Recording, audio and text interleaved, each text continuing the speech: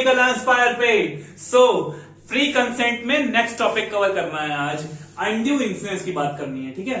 सो आज हम लोग इस वीडियो में undue influence, fiduciary relationship, real and apparent authority, इन सब चीजों को कवर करेंगे।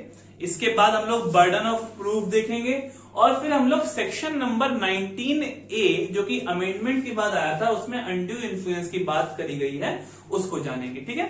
After this video I don't think you will need any other video for your this particular topic. So keep this in mind and let's start the topic.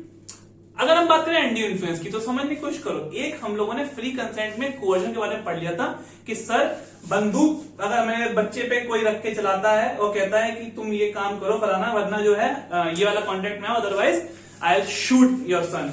So this is a coercion. Duress के बारे में जाना था हम लोगों ने, ये सब चीजें याद है ना। अगर अब मैं कहूं कि एक और तरीका है जिसके थ्रू इंसान किसी के ऊपर दबाव बना सकता है, उसकी कंसेंट को मोल्ड कर सकता है, उस कंसेंट को फ्री नहीं रहने दे सकता है, दैट इज अनड्यू इन्फ्लुएंस। तो अनड्यू इन्फ्लुएंस कब होता है? अच्छा एक बात बताओ, तुम्हारा जो लिटिगेटर है, तुम्हारा एक लॉयर जो है, क्या उसकी बात का तुम पर प्रभाव नहीं है?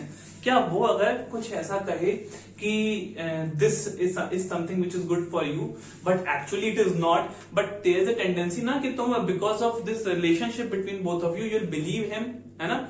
सो this is one thing. Similarly अगर मान लो कई लोग अपने किसी पूज्य बाबा को मानते हैं, किसी को गुरु मानते हैं अपना, अगर वो उनको जो है कोई एडवाइस देते हैं तो, या फिर वो कहते हैं कि हमारे इस पर्टिकुलर कॉज के लिए आप इतना सारा ये दान दीजिए, आपको ये होगा वो होगा। सो दिस इज वन थिंग, वहां पे लोग करते हैं।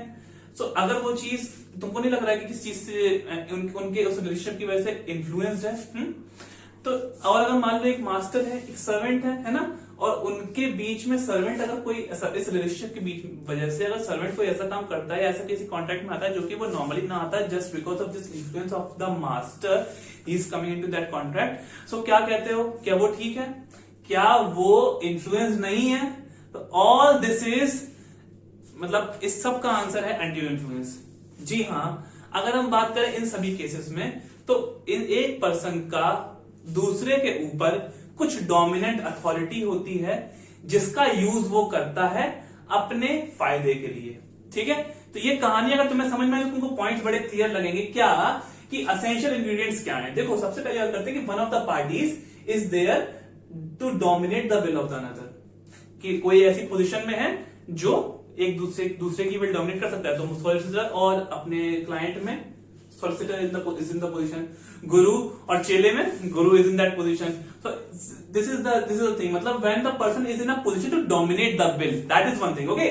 Next is if he or she uses this position to take the fair and unfair advantage. Why? If they are like normally having any contract in which both the parties are getting benefited, then there is no problem. But if it is visible कि हाँ ये चीज हो रही, कुछ गलत हो रहा है, so there is a possibility कि one person is taking an unfair advantage of the other because of his dominant position. Getting the point? Okay sir. So when can he dominate the will of another? ये समझ में आया? इस question का answer यही है कि जब, जो मैंने तुम्हें एग्जांपल्स दिए, इस तरह की जो रिलेशंस होते हैं, या फिर किसी इंसान का किसी के ऊपर मान लो एक क्रेडिटर है, एक डेटर है, उसमें अपने आप जो डेटर है वो दब के रहेगा, उसके पास उसके ऊपर एक अपरेंट अथॉरिटी है, किसकी? क्रेडिटर की। तो यहां पे भी ऐसे चांसेस होते हैं कई जगहों पे कि he comes into a contract which is influenced by this real and apparent authority, and ultimately his will is influenced and that contract will stand like a voidable contract. Okay, voidable contract. मैंने तो last video में बताया था कि इन contracts, अगर इन सारी चीजों के द्वारा ये कॉन्ट्रैक्ट्स इन्फ्लुएंस होते हैं तो that is voidable, which is given in section number 19. But there was an amendment in section 19A was introduced, and if I talk about that particular section, तो क्या हम लोग रीड करने ज्यादा अच्छे समझ में आएगा? तो हाँ जी, तो चलिए उठा लीजिए बेयर एक्ट और मेरे साथ बात करिए कि power to set aside a contract induced by undue influence. From the very title it is very clear कि यहाँ पे बात करी गई है कि अगर अनड्यू इन्फ्लुएंस की वजह से कोई कॉन्ट्रैक्ट होता है तो we can set aside that particular contract. तो कहा गया कि when a consent to an agreement is caused by undue influence, जब किसी कॉन्ट्रैक्ट में अनड्यू इन्फ्लुएंस की वजह से कंसेंट ली जाती है तो the agreement is such contract agreement is a voidable contract, ठीक है, at the option of party उस कंसेंट वाज सो कॉज्ड। मैंने तो बताया था कि मेरी मान लो if I am the client और अगर मेरे साथ this undue influence has taken place, so I will be in the position to either cancel that contract or to let it go, यानी कि जैसा है वैसे सिचुएशन रहने दो with the contract. So this is in my hand, ठीक है। Next point, any such contract may be set aside either absolutely or if the party who was entitled to avoid it has received any benefit thereunder। तो ऐसा कोई भी contract या तो वो पूरी तरह साइड कर सकता है, उसको पूरी जगह मतलब अवॉइड डिक्लेयर कर दो, otherwise if the party has also received some benefit thereunder upon the terms and the condition of the contract the court में सीम जस्ट। तो कोर्ट उस एक्सटेंट तक या कोर्ट उस हिसाब से उसको particular character particular fact of the case के हिसाब से उसको चेंज कर सकता है और उसको उस एक्सटेंट तक भी फॉलो करवा सकता है, ठीक है। सो अब हम तुमको यहाँ पे 19A में क्या बताया गया समझ में आ गया, तो तुम्हें इफेक्ट ऑफ अनड्यू इन्फ्लुएंस भी समझ में आ चुका है, ठीक है। सो अवॉइडेबल हो जाएगा, that is that effect. So okay, when there is no domination of will, समझ में आ रहा है, मतलब कि अगर कहीं ऐसा होता है कि मैंने अपने फायदे में कोई कॉन्ट्रैक्ट तो करवा लिया, but there is no such proof कि मेरी विल डोमिनेट करी जा सकती है। जैसे एक केस में क्या होता है कि एक वन मदर वाज देयर, उसके बच्चे थे, तो क्या करते हैं वो वो अपनी प्रॉपर्टी का एक मेजर पोर्शन या शायद सारी प्रॉपर्टी उनको दान में एज ए गिफ्ट दे देती है, ठीक है, as a gift deed. Now afterwards ऐसा बताया जाता है कि वो कैसे कराना चाह रही हैं उस डीड को। तो अब कोर्ट क्या कहता है कि ना तो उन्हें कोई दिक्कत थी, यानी कि वो बहुत ज्यादा बूढ़ी होने की वजह से वीक भी नहीं हुई थी, उनका दिमाग भी अच्छे से काम कर रहा था, वो टर्म्स एंड कंडीशंस कॉन्ट्रैक्ट के डीड के अच्छे समझ पा रही थी। तो इवन दो हेयर यहाँ पे उसका विल को मतलब उसका नुकसान हुआ, परंतु उसका विल की कोई डोमिनेट नहीं कराया जा रहा था, इस वजह से वो विशिएट या वॉइड नहीं डिक्लेयर किया गया, ठीक है। क्लियर है पॉइंट?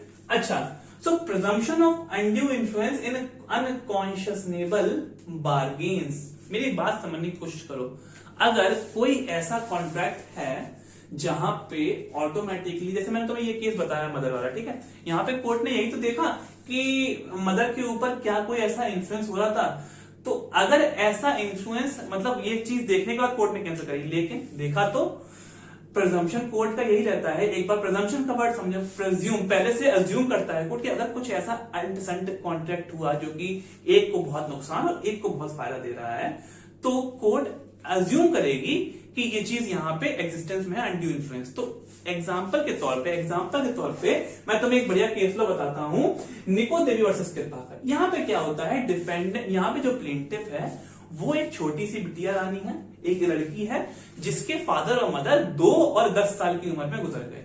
अब इसके कजन ब्रदर ने इसका लालन पालन किया, इसको बड़ा किया, इसकी प्रॉपर्टी का ध्यान रखा, सब कुछ किया और इसकी यहां तक की शादी भी इसकी करी।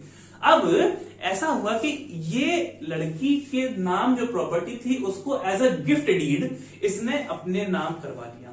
अब तुम्हें यहां प्रॉपरली समझ में आ रहा है ना कि जिस लड़की के ऊपर किसी जिसके साथ ऐसा कुछ हुआ हो और जिस इंसान ने उसे संभाला हो, तो अल्टीमेटली उसकी लाइफ में एज एन बहुत अथॉरिटी होगी, पोजीशन होगी, और जब ऐसी पोजीशन का कोई यूज करके कुछ ऐसा कर रहा है जो उसके लिए अल्टीमेट फायदे में, सामने वाले के अल्टीमेट नुकसान में है, तो दिख रहा है ना कि just because of this unconscionable bargain यहां पे ऐसा कुछ मतलब एकदम अजीब सा है, this undue influence is present.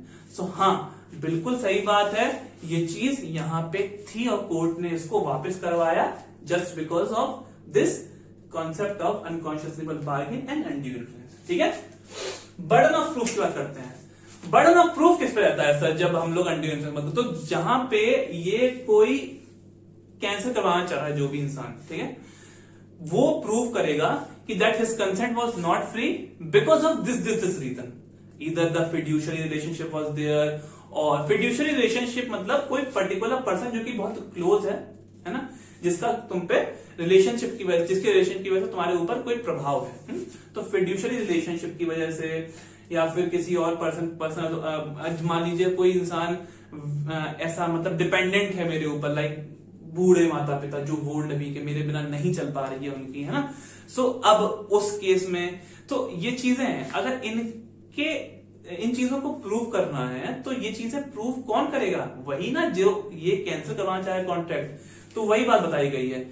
अब यहां इसका एक एक्सेप्शन है, क्या कि पर्दा नशी लेडी या फिर इलिटरेट वुमन कंसिडर करें जो कि सोशली पर्दा नशी जो दूर रहती है समाज से, सोशली बिल्कुल कटी हुई है, उसका अगर किसी से कॉन्ट्रैक्ट होता है तो ये चीज सामने वाले को प्रूव करनी पड़ेगी। पर्दा नशी वुमन को ये कहने की जरूरत नहीं, मान लो बस वही चाहे कि अगर ये कॉन्ट्रैक्ट कटे कैंसिल हो तो वो डायरेक्टली बोल सकती है। अब सामने वाला प्रूव करेगा जी नहीं, it was on just and equitable reasonable terms. समझ में आ रहा है? यहां पे बर्डन ऑफ प्रूफ में पर्दा नशी लेडी या इलिटरेट लेडी का एक ये एक्सेप्शन मान लो तुम कि यहां पे उसको ऐसे करना पड़ता है, ठीक है। The other party needs to prove that it is just and equitable, ठीक है। अच्छा, तो रियल और apparent authority, fiduciary relationship and mental capacity affected, ये तीन चीजें हैं जब किसी सामने वाले की विल इफेक्ट हो सकती है। तो मैंने तुम्हें तीनों के केसेस में क्या एग्जांपल्स में बताए थे, केस लॉज भी जान लो। जो मन्नू सिंह वर्सेस उमा दत्त पांडे का केस है, ये मैं तुम्हें वो बताया था गुरुजी वाला, है ना, दैट वाज दिस वन, ठीक है। मर्सिलीन डिसूजा एंड रेनी फर्नांडिस, यहां पे ये केस तुम्हारा मेंटल कैपेसिटी अफेक्टेड वाले के अंदर आता है, ठीक है। ओके, तो अगर अब कोई डाउट है इस टॉपिक में तो कमेंट सेक्शन खुला हुआ है, और अगर वीडियो पसंद आई हो दोस्तों तो लाइक करना, सब्सक्राइब करना, शेयर करना, और हाँ